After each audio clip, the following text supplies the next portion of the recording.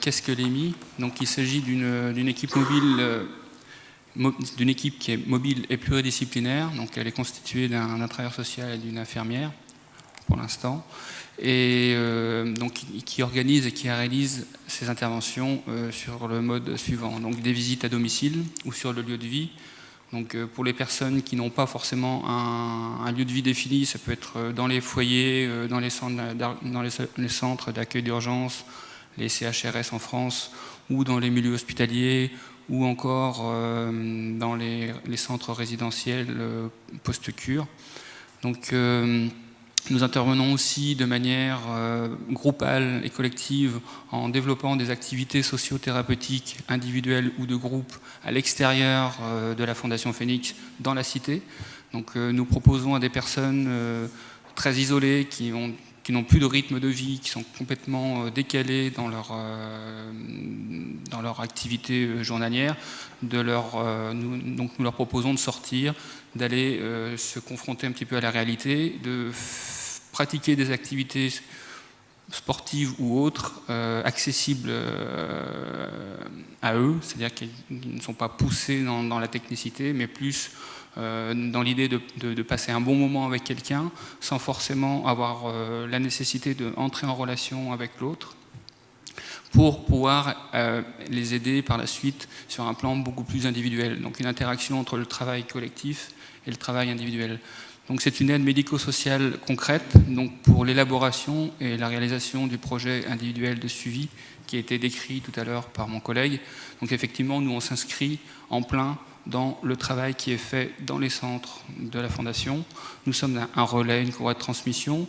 Nous allons intervenir effectivement dans le projet global du patient et non pas de manière isolée et en marge. Bilan et perspective. Donc après quelques mois de pratique, dont 3,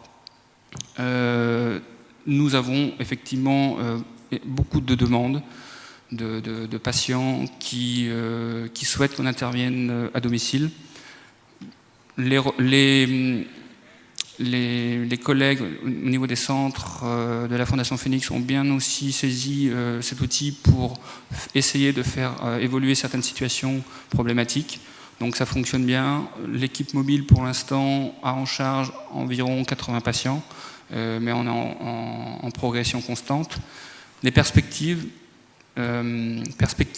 sur un autre plan, on va dire, dans la continuité peut-être de l'équipe mobile qui vient d'être créée, ce serait d'ouvrir une structure d'appartements accompagnés, c'est-à-dire des appartements gérés par la Fondation Phoenix pour des patients les moins autonomes qui ne peuvent pas rester chez eux et pour qui l'équipe mobile n'est pas suffisamment efficace, des patients en grande précarité sociale. Et donc ce serait une alternative aux structures d'hébergement spécialisées.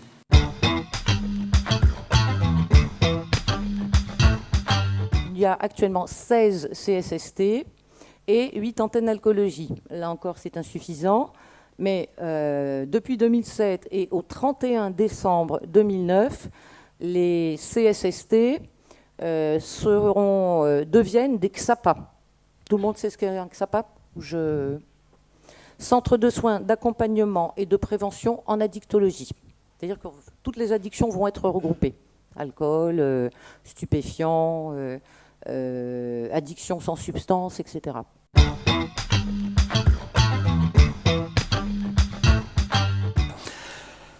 La recherche clinique fait l'objet de recommandations de bonnes pratiques. Ça, c'est les laboratoires qui lancent des nouveaux produits ont des protocoles tout à fait précis. Les études observationnelles, comme elles sont faites en prison, sont beaucoup moins standardisées. Nous, en prison, on ne fait que des études qui sont des études observationnelles. Il n'est pas question pour nous de changer l'utilisation des médicaments parce qu'on est en prison. Ce n'est pas un endroit d'expérimentation, ce n'est pas un laboratoire d'essai, la prison. C'est un endroit où les gens sont privés de liberté et ils sont soignés en fonction de leur pathologie. Et il n'est pas question pour nous de demander, même de suggérer une modification d'un traitement. C'est le médecin qui prescrit en toute liberté et toujours dans l'intérêt du patient. Il n'y a pas d'autre possibilité de penser autrement. C'est pas comme ça dans tous les pays, c'est comme ça en Europe de façon générale.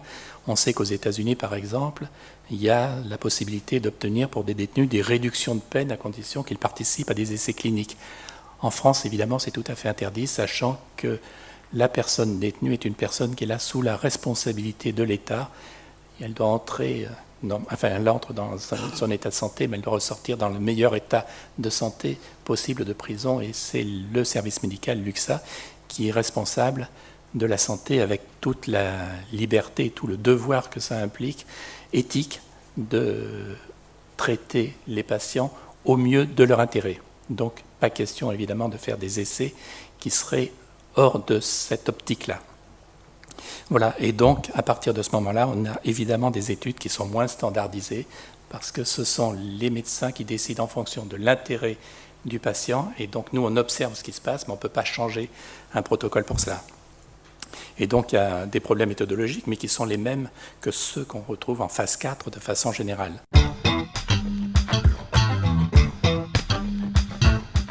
Globalement, il y a très peu de choses sur la santé. Finalement, c'est pas plus mal, parce que la santé des personnes détenues, c'est le code de la santé publique, et en aucun cas, il doit s'agir d'une loi pénitentiaire qui régit l'accès aux soins. Mais quand même, il y a un certain nombre de choses qu'il était important de voir arriver. Bon, donc il y a des choses qui sont formulées, qui sont intéressantes. L'administration pénitentiaire doit assurer à chaque personne détenue une protection effective de son intégrité physique, c'est-à-dire ça c'est complètement défini. L'administration pénitentiaire, donc la responsabilité de l'État peut être remise en cause à chaque fois qu'il y a un décès, c'est dans le texte de la loi pénitentiaire, notamment sur la question des suicides. Bon, et puis on redéfinit, l'administration pénitentiaire respecte le droit au secret médical des personnes détenues. Un article... Bon, la qualité et la continuité des soins, l'égalité de soins avec l'extérieur est inscrite aussi dans la loi. Il y a un article qui est assez intéressant, qui était apparu. Ouais, je vais finir sur cet article, et puis ce sera intéressant que notamment les soignants réagissent là-dessus. Ne peuvent être demandés aux médecins et au personnel soignant intervenant en milieu carcéral ni un acte dénué de lien avec les soins ou la préservation de la santé des personnes détenues, ni une expertise médicale. Il y a des gens qui nous alertent sur encore des sevrages imposés ou des refus en tout cas d'accès au traitement de substitution. Et puis après sur les modes de dispensation du Subutex particulièrement, qui est encore dans un certain nombre d'établissements pénitentiaires pilés, dilués dans l'eau, pris devant l'infirmière. Et une question aussi de contrats totalement hallucinants qui sont passés entre l'UXA, donc les médecins, et les personnes détenues.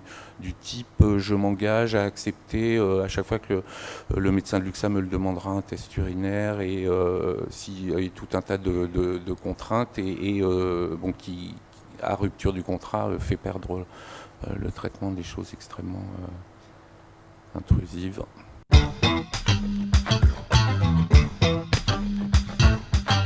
Alors Emmaüs France, c'est une histoire ancienne, hein, le lien entre la prison, parce que pour beaucoup de Français et de Françaises, Emmaüs, c'est la création d'un certain l'abbé Pierre. Eh bien non, je suis là pour démentir et pour rappeler l'histoire. La rencontre, c'est le fruit de la rencontre entre deux hommes. Certes, il y a l'abbé Pierre, mais aussi un certain Georges. Un Georges qui est un ancien bagnard, un ancien assassin, et qui un jour avait rencontré l'abbé Pierre, qui voulait en finir de sa vie parce qu'il ne trouvait plus sa place dans la société. C'est vrai pour beaucoup de gens qui sortent aujourd'hui de prison. Et l'abbé Pierre, au lieu de dire comme beaucoup de bien-pensants, je vais t'aider, qu'est-ce que tu veux que je te donne, il a dit à ce Georges, les yeux dans les yeux, il a dit « j'ai besoin de toi ». L'abbé a dit à Georges « j'ai besoin de toi ». Et c'est vrai qu'à partir de là, eh bien, cet homme a trouvé sens à sa vie, et c'est ainsi qu'est né Emmaüs. Et depuis, il y a des cohortes sortant de prison qui ont trouvé un accueil, qui ont retrouvé leur dignité, retrouvé une place au sein des communautés d'Emmaüs. Donc Emmaüs va créer un corps de ce qu'on appelle des accompagnants, de gens qui vont accompagner dans la construction du projet d'insertion les personnes les plus pauvres derrière les barreaux. Et ces mêmes personnes, les accompagnants, vont, dans un laps de temps de 0 à 3 mois, mais la période peut être allongée, évidemment, suivant la nécessité, ces mêmes personnes, ces accompagnants, vont aussi accompagner les personnes en aménagement de peine dans leur premier pas dans